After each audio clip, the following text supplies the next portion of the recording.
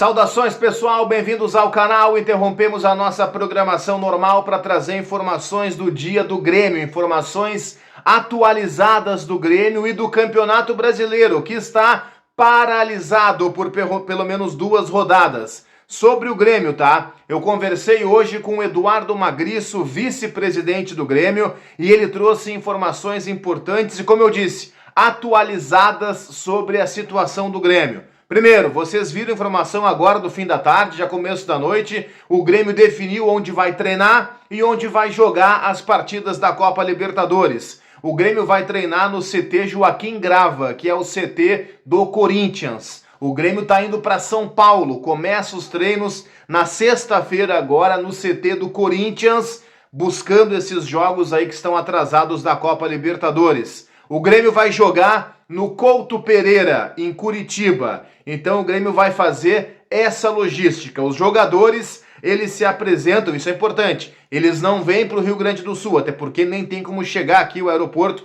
está fechado. Os jogadores do Grêmio, eles se apresentam direto em São Paulo. A comissão técnica vai toda se encontrar, talvez sem o Renato, em Florianópolis. Por uma outra questão de logística, a comissão técnica tem muita gente que ficou aqui em Porto Alegre. Os jogadores se apresentam já em São Paulo na sexta-feira, quando o Grêmio inicia esse período de treinos. O Grêmio treina, portanto, no CT do Corinthians. Um dia antes dos jogos em que o Grêmio é mandante, ele viaja para Curitiba e manda seus jogos no Couto Pereira. O Couto Pereira, estádio do Curitiba, reúne condições mínimas que a Conmebol exige para os jogos da Libertadores. Aquela coisa de uma capacidade mínima no estádio, um aeroporto internacional nas proximidades, mais precisamente a 150 quilômetros da cidade. Então, por isso, por exemplo, que o Grêmio não foi para Criciúma. Criciúma era uma bela alternativa. O CT do Criciúma é um dos 5 melhores CTs do futebol brasileiro. O Grêmio poderia, por exemplo, jogar em Criciúma. Tem muitos gaúchos por lá. Geograficamente não é tão distante de Porto Alegre, mas Criciúma não tem um aeroporto internacional a 150 quilômetros da cidade. O mais próximo é o de Florianópolis, aí 200 e poucos quilômetros, e isso impediria o Grêmio de jogar pela Libertadores em Criciúma.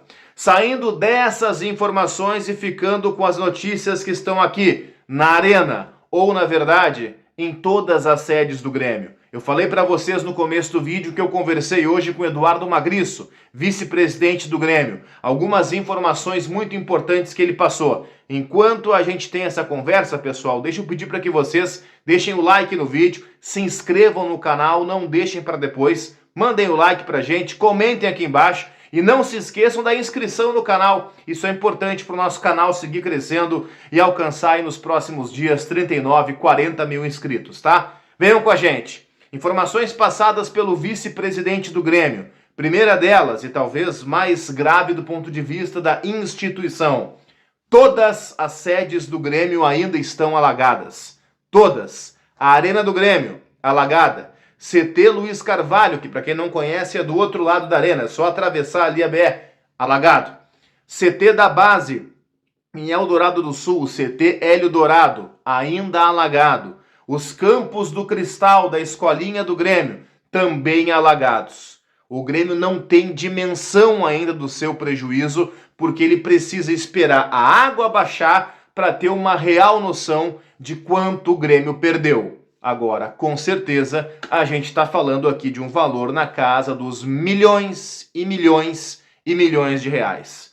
Um outro ponto, 38 funcionários do Grêmio. Lembra que eu gravei um vídeo aqui esses dias falando que só da base 25 famílias estavam desabrigadas, só de funcionários da base? O Eduardo Magriço, vice-presidente do Grêmio, hoje trouxe o número completo. Dentro do Grêmio, há 38 profissionais, 38 famílias, portanto, que estão sem as suas casas, que estão desalojadas. 38 funcionários que perderam tudo em relação a bens materiais com essa enchente, o que é bastante grave também.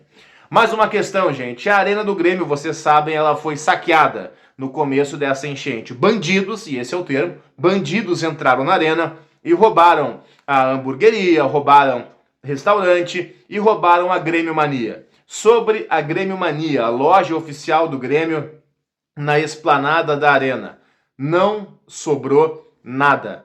não sobrou uma peça de roupa para contar a história.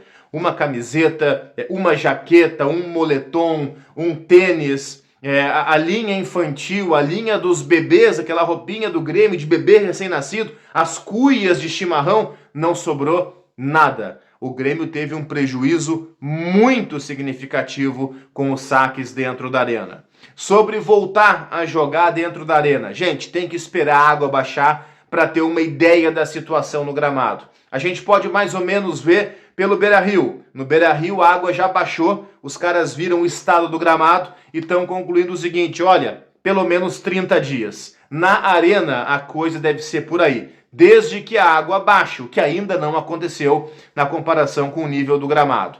Outra coisa importante, um recado que deixou Eduardo Magriço, vice-presidente do Grêmio. Ele pediu para o sócio, é claro que muitos sócios do Grêmio perderam o que tinham e o que não tinham com essa enchente, com essa tragédia, com essa catástrofe no Rio Grande do Sul. O pedido da direção do Grêmio é o seguinte, pessoal, quem tem condições, quem não perdeu bens materiais, quem tem a condição financeira, continue pagando o quadro de sócios do Grêmio. O quadro de sócios é o que está mantendo o Grêmio com uma condição financeira pelo menos em nível de competir, certo? O que ele disse foi o seguinte, se o Grêmio que vai ter uma perda milionária, um prejuízo milionário do ponto de vista financeiro, perder também um número considerável de sócios, esse prejuízo do Grêmio pode ser ainda maior. É uma espécie de resumo que eu faço aqui para vocês, do dia do Grêmio e dessa entrevista, dessa conversa que eu tive com o vice-presidente Eduardo Magriço.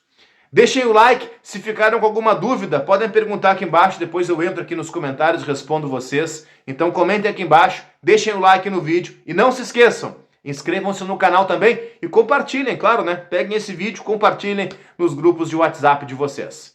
Valeu, gente, fiquem bem.